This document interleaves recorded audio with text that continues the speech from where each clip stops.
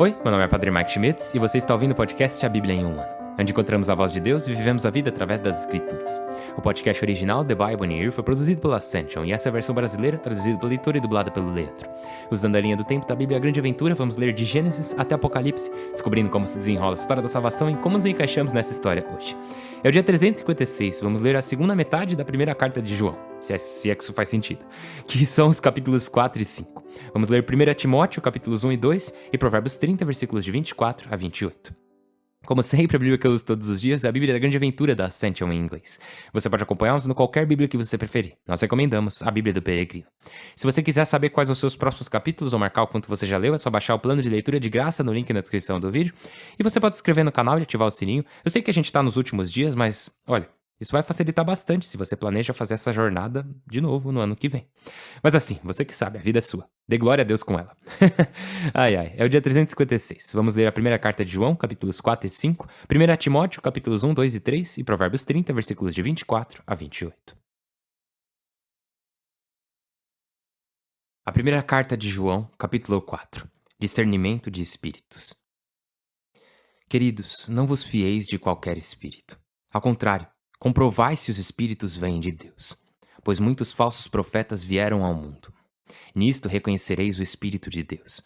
Todo espírito que confessa que Jesus Cristo veio em carne mortal, vem de Deus. Todo espírito que não confessa Jesus não vem de Deus, mas do anticristo.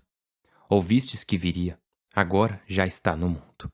Meus filhinhos, vós procedeis de Deus e os derrotastes, pois aquele que está em vós é mais poderoso do que aquele que está no mundo. Eles são do mundo, por isso falam de coisas mundanas e o mundo os escuta. Nós somos de Deus, e quem conhece a Deus nos escuta, e quem não é de Deus não nos escuta. Assim, o espírito da verdade, nós o distinguimos do espírito da mentira. Deus é amor. Queridos, amemos uns aos outros, pois o amor vem de Deus. Todo aquele que ama é filho de Deus e conhece a Deus. Quem não ama não conheceu a Deus, já que Deus é amor. Deus demonstrou o amor que tem por nós enviando ao mundo seu Filho único para que vivamos graças a Ele. Nisto consiste o amor. Não fomos nós que amamos a Deus, mas Ele nos amou e enviou seu Filho para expiar nossos pecados. Queridos, se Deus nos amou tanto, também nós devemos amar-nos uns aos outros. Ninguém jamais viu a Deus. Se nos amarmos uns aos outros, Deus permanece em nós e o amor de Deus está consumado em nós. Reconhecemos que está conosco e nós com Ele, porque nos fez participar do seu Espírito. Nós o contemplamos e testemunhamos que o Pai enviou seu Filho como Salvador do mundo. Se alguém confessar que Jesus é o Filho de Deus, Deus permanece com ele e ele com Deus. Nós conhecemos e cremos no amor que Deus teve por nós. Deus é amor. Quem conserva o amor permanece com Deus e Deus com ele.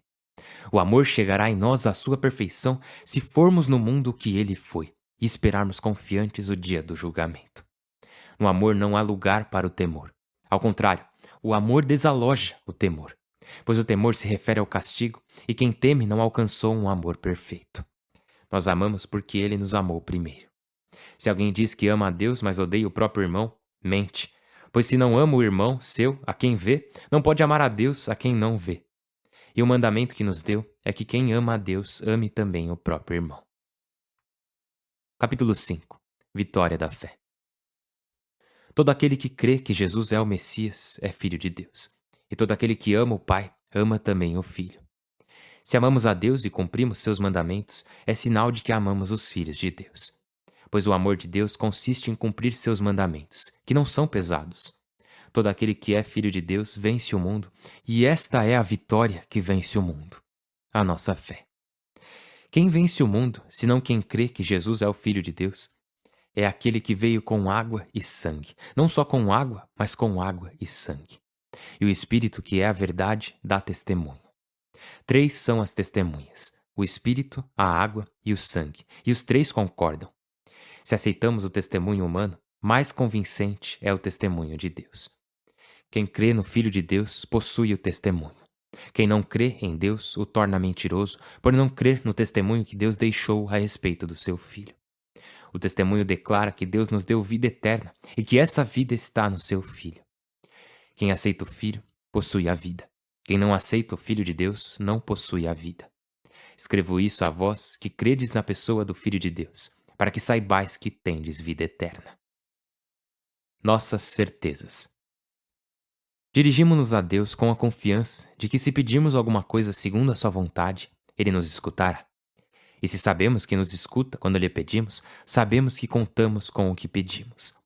Se alguém vê seu irmão cometendo um pecado que não é mortal, reze, e Deus lhe dará a vida. Refiro-me aos que pecam não mortalmente, pois há pecados que são mortais. Por esses, não digo que reze. Toda iniquidade é pecado, mas há pecados que não acarretam a morte.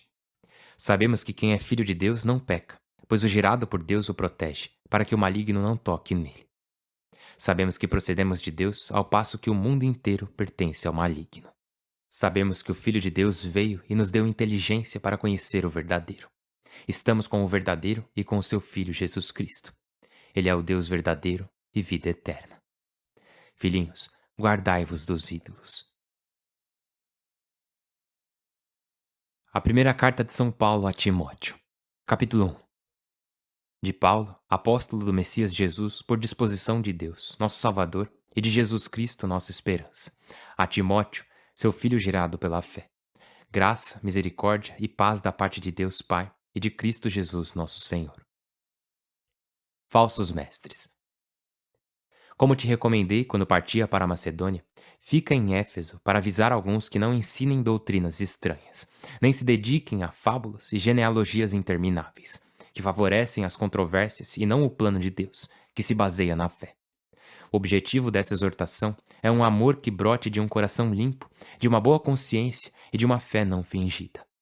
Ao desviar-se dele, alguns se perderam em vãos discursos, pretendendo ser doutores da lei, sem saber o que dizem nem entender o que dogmatizam. Consta-nos que a lei é boa, desde que seja tomada como lei, reconhecendo que a lei não se destina aos honrados, mas aos rebeldes e insubmissos, ímpios e pecadores, irreligiosos e profanadores, parricidas e matricidas, assassinos, fornicadores e pederastas, traficantes de escravos, fraudadores, perjuros e tudo que se opõe a um sadio ensinamento, em harmonia com a boa notícia do Deus glorioso e bem-aventurado que me foi confiada. Paulo e Timóteo. Dou graças a Cristo Jesus, nosso Senhor, que apesar de eu anteriormente ser blasfemo, perseguidor e insolente, me fortaleceu, confiou em mim e me tomou para seu serviço. Teve compaixão de mim porque eu o fazia por ignorância e falta de fé. O Senhor nosso deu-me graça abundante com a fé e o amor de Cristo Jesus. Esta mensagem merece confiança e é digna de ser aceita sem reservas. Cristo Jesus veio ao mundo para salvar os pecadores, dos quais eu sou o primeiro.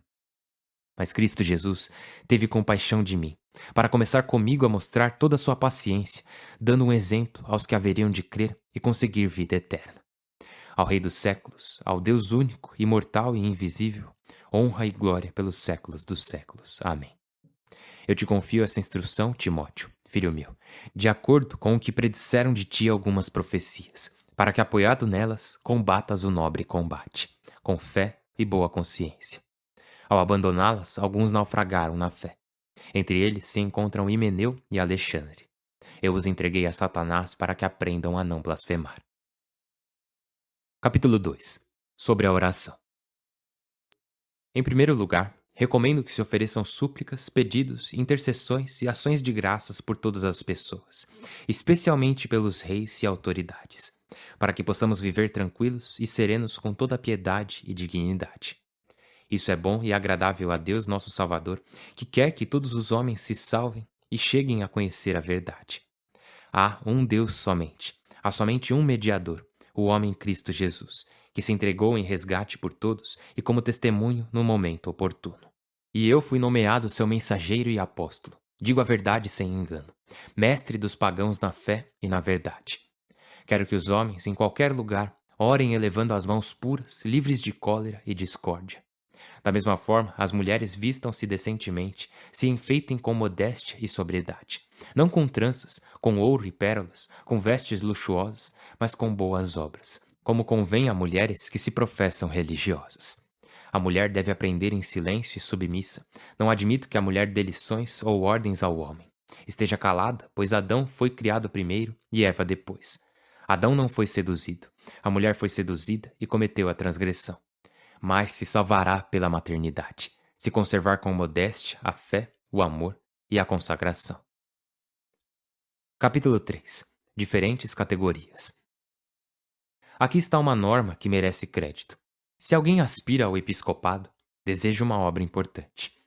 Por isso, o bispo deve ser irreprovável, fiel à sua mulher, sóbrio, modesto, cortês, hospitaleiro, bom mestre, não beberrão nem briguento, mas amável, pacífico, desinteressado. Deve governar sua família com acerto, mantendo os filhos submissos com toda a dignidade. Pois se alguém não sabe governar a própria família, como se ocupará da igreja de Deus? Não seja recém-convertido, para que não se envaideça e incorra na condenação do diabo. É conveniente ter boa fama entre os de fora, para que não caia no descrédito e o diabo não o engane. Igualmente os diáconos sejam dignos, não de duplas palavras, não dados à bebida nem ao lucro vergonhoso. Devem conservar com consciência limpa o mistério da fé. Também eles devem ser provados primeiro, e se forem achados irrepreensíveis, exercerão seu ministério. Igualmente, as mulheres sejam dignas, não murmuradoras, sejam sóbrias, confiáveis em tudo. Os diáconos sejam fiéis às suas mulheres, bons chefes de seus filhos e de sua casa, pois os que exercem bem o diaconato obtêm um posto elevado e autoridade em questão de fé cristã. Mistério cristão e falsos mestres. Isso eu te escrevo, embora espere visitar-te logo. E se me atrasar, que saibas como comportar-te na casa de Deus, que é a igreja do Deus vivo, coluna e base da verdade. Grande é sem dúvida o mistério de nossa religião. Manifestou-se corporalmente, justificado no Espírito, apareceu aos anjos, foi proclamado aos pagãos, foi acreditado no mundo e exaltado na glória. O livro de Provérbios, capítulo 30, versículos de 24 a 28. Há 4 seres pequenos no mundo, mais sábios que os sábios. As formigas, povo fraco, que no verão recolhe alimento.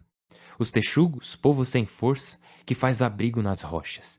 Os gafanhotos, que não têm rei, e avançam todos em formação. As lagartixas, que se apanham com a mão e entram em palácios reais. Pai do céu, nós te louvamos. Muito obrigado por esse dia. Obrigado, Senhor, por continuar caminhando conosco, continuando a nos guiar e a nos alimentar com a Tua palavra, moldando-nos pela Tua vontade. Pedimos que, por favor, nos ajude a amar. Nos ajude a amar, nos ajude a amar.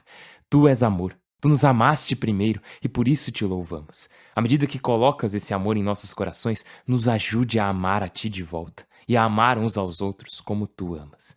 Nos ajude a amar as pessoas ao nosso redor como Tu nos amaste. Nos ajude a Ti a amar. Por Cristo nosso Senhor. Amém. Em nome do Pai, do Filho e do Espírito Santo. Amém. Como eu disse em outro episódio, São João ele fala sobre amor, né? Esse é o foco da carta. Quantas vezes João disse, só nas leituras de hoje, que Deus é amor? Essas 3 palavras, Deus é amor. E já falamos aqui que o catecismo destaca que Jesus revela o segredo mais profundo de Deus. E o segredo mais profundo de Deus é que Deus é uma eterna troca de amor. Pai, Filho e Espírito Santo. Sabemos que Deus em si mesmo não é simplesmente um monólito, né? Deus é uma unidade, mas é uma trindade de pessoas. O amor não é o que Deus faz, o amor é quem Deus é. E nós somos feitos à imagem e semelhança de Deus, o que significa que fomos feitos para o amor. E o que João diz, nós amamos porque Ele nos amou primeiro. Isso é incrível. No amor não há lugar para o temor. Ao contrário, o amor desaloja o temor. Isso é o versículo 18 do capítulo 4. No amor não há lugar para o temor. Ao contrário, o amor desaloja o temor. Pois o temor se refere ao castigo e quem teme não alcançou um amor perfeito. Daí vem. Nós amamos porque Ele nos amou primeiro. E isso é muito importante para nós, que você foi amado primeiro. Ele te amou primeiro antes de qualquer coisa. Às vezes as pessoas ficam com um pé atrás quanto ao fato de, assim, várias vezes eu falo com pessoas que dizem, mas eu nunca pedi a Deus para nascer, eu nunca pedi a Deus para ter uma vida, eu nunca pedi a Deus para existir. E elas ficam com raiva de Deus porque passaram por muita dor nessa vida, né? E no entanto, ao mesmo tempo, por que Deus nos fez? Não para a dor. Ele nos fez para o amor. E devemos responder a esse amor. Nós não só o aceitamos, porque sim, devemos aceitá-lo, mas não apenas aceitamos esse amor. como João destaca aqui que a maneira de amar a Deus é obedecer aos seus mandamentos. Devemos amar o próximo, claro, cuidar do próximo, mas amamos a Deus obedecendo aos seus mandamentos. Ele diz no capítulo 5: pois o amor de Deus consiste em cumprir seus mandamentos, que não são pesados, e isso é crucial para nós. Lembre, falamos disso ontem, porque eu meio que antecipei a leitura de hoje, né? João diz: se não ama o irmão seu a quem vê, não pode amar a Deus a quem não vê. Então devemos amar o nosso próximo. Essa é uma das maneiras de amarmos a Deus. Outra maneira de amarmos a Deus é através da adoração. Outra maneira de amarmos a Deus é através da obediência. Obediência aos seus mandamentos. E essa é a grande prova. E é por isso que eu digo: Senhor, por favor, me ajude. Por favor, me ajude a fazer isso. Agora, no final da primeira carta de João, ele fala sobre diferentes tipos de pecados. E tem pessoas que se perguntam: vocês católicos falam sobre pecados mortais e veniais? De onde que vem essa ideia? Bom, é daqui. Nós tiramos daqui, da primeira carta de São João, no capítulo 5, onde João diz: toda iniquidade é pecado, mas há pecados que não acarretam a morte. E os pecados que acarretam a morte chamamos de pecado mortal. E os que não acarretam a morte chamamos de pecado venial, ou seja, não mortal. E é daí que tiramos essa doutrina da diferença entre pecado mortal e venial. Agora avançando para a primeira carta de Paulo a Timóteo. O que está acontecendo aqui, né? Lembra de Timóteo? Ele tinha uma avó e uma mãe que eram fiéis. Seu pai era grego e quando Timóteo foi convertido, quando Timóteo foi batizado, Paulo também o circuncidou. E ele considerava Paulo como seu pai espiritual. E acreditamos que Paulo considerava Timóteo como seu filho espiritual. Paulo ouviu que estava acontecendo alguns problemas na igreja de Éfeso, então ele enviou Timóteo para corrigir esses problemas. Timóteo era um companheiro de viagem, um companheiro apóstolo, mas meio que um estagiário, sabe? Um discípulo de Paulo. Ele era o trainee e Paulo era o mentor dele. Então, Paulo enviou Timóteo a Éfeso para corrigir algumas coisas que estavam acontecendo. Havia alguns ensinamentos errados sendo propagados e é isso que ele aborda logo de início na carta, né? Logo no começo ele diz: vá e avise a eles que não ensinem doutrinas estranhas, nem se dediquem a fábulas e genealogias intermináveis, que favoreçam as controvérsias e não o plano de Deus. E assim, tinham pessoas boas nesse meio aí, pessoas bem intencionadas, mas que foram enganadas. E isso é algo que pode acontecer. A pessoa querer seguir Jesus, mas acabar sendo enganada por falsos profetas. Daí ele continua, Paulo continua. E nossa, eu gosto muito que Paulo agradece muito pela misericórdia dada a ele. Ele reconhece que ele é um recipiente no qual o Senhor despejou sua misericórdia e seu amor. Diz lá: dou graças a Cristo Jesus, nosso Senhor, que apesar de eu anteriormente ser blasfemo, perseguidor e insolente, me fortaleceu, confiou em mim e me tomou para seu serviço. E isso é algo bem importante porque, assim, às vezes pensamos que as pessoas que temos como modelo de vida são perfeitas, não cometem erros. Mas isso não existe, ninguém é perfeito, perfeito é só Deus. E Paulo está aqui dizendo: olha, eu era uma pessoa horrível. E ainda assim, o Senhor me chamou para ser seu apóstolo. E por quê? Para que os outros, aqueles que ele tinha listado antes, os ímpios, rebeldes e religiosos, profanadores, fraudadores, todos eles, para que eles possam ter esperança. Porque Paulo está dizendo: eu fazia o pior, eu era o pior. Então tenham esperança, porque o que Deus fez em mim, o pior de vocês, o pior, Ele pode fazer convosco também.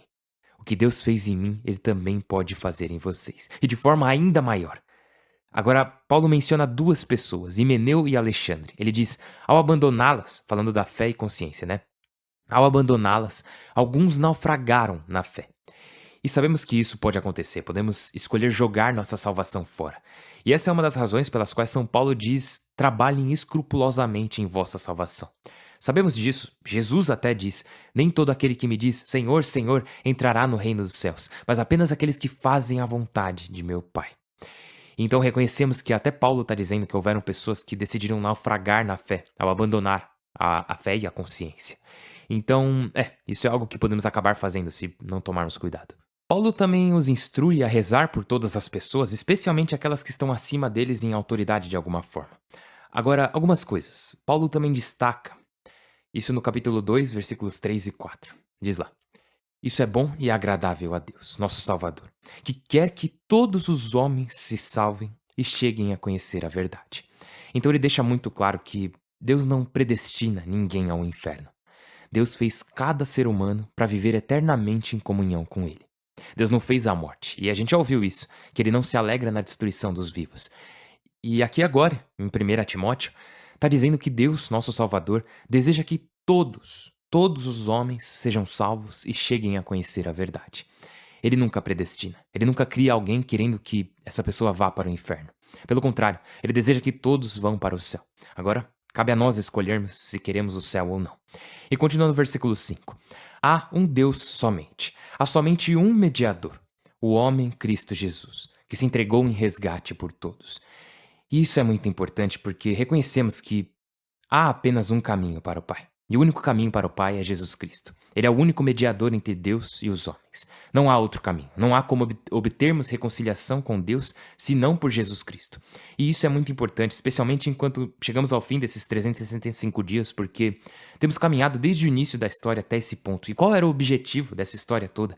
Era Deus tentar atrair as pessoas para si e chamá-las a confiar nele. Ele diz: me permita ser o mediador entre eu e você. E isso se torna possível em Jesus Cristo.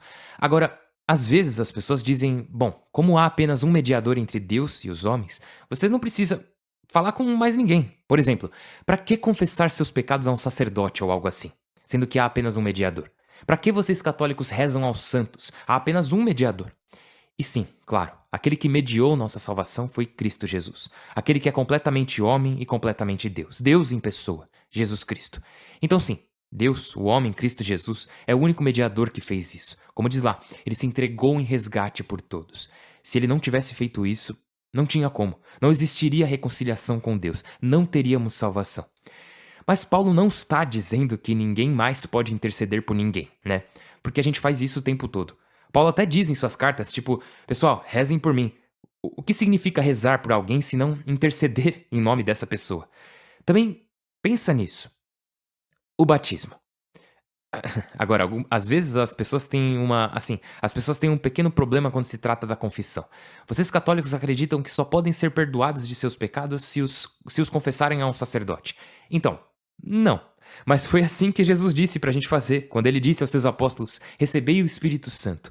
A quem perdoardes os pecados, ficarão perdoados. A quem os mantiverdes, ficarão mantidos. Jesus disse que era para ser feito dessa forma.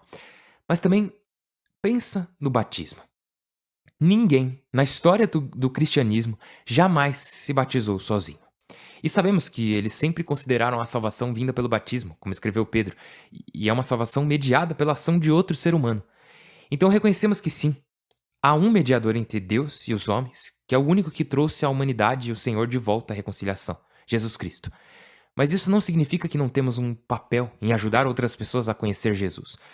Se fosse assim, por que eu estaria fazendo esse podcast? Porque o que eu estou fazendo aqui é mediando a palavra de Deus para você, ao lê-la em voz alta, em um microfone. E está sendo mediada para você por toda a equipe por trás desse podcast, e daqueles que traduziram o podcast. Então, tenha isso em mente, que sim, há um mediador entre Deus e os homens, o homem Cristo Jesus. Porque sem ele, sem a palavra feita carne, sem aquele que é 100% Deus e 100% homem, não há salvação. Mas Deus compartilha esse papel de mediação. Ele compartilha esse papel de trazer outros para si com seus filhos, porque Ele nos ama. Isso faz sentido? Eu espero que sim. Última coisa, ele fala lá dos bispos e dos diáconos.